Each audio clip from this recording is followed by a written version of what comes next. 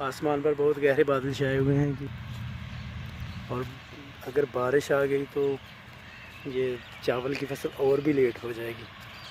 इसीलिए हर किसी की कोशिश है कि जल्द अज जल्द उनकी फसल की कटाई की जाए। ये देखें सामने काफ़ी लोग मशीन के हार्वेस्टर मशीन के गिर्द खड़े हैं जो कि अपनी बारी का वेट कर रहे हैं कि जल्दी से हमारी भी बारी आए और कटाई हो।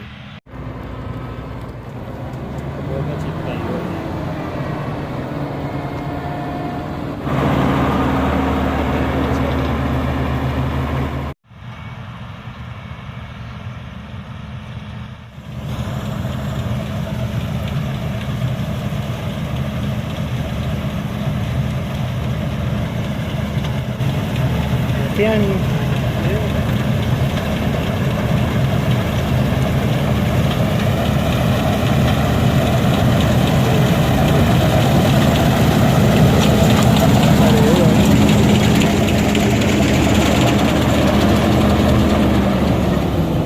होने आते के बाद नहीं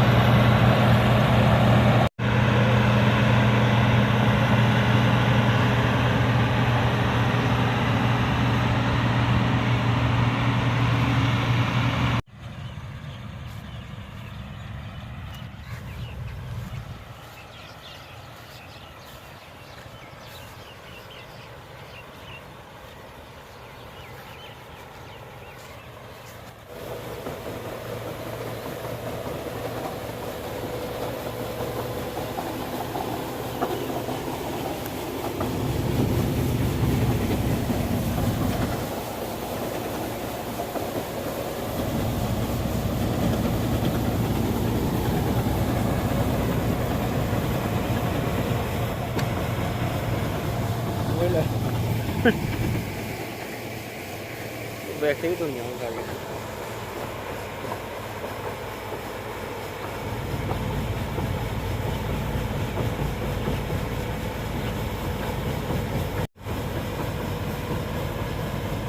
लेकिन स्टाफ पर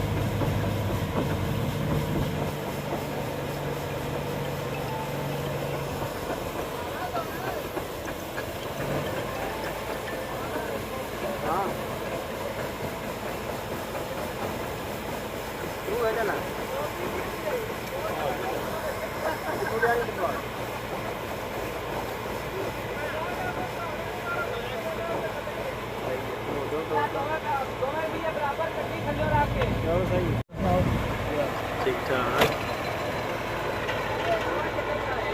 मैं को नहीं है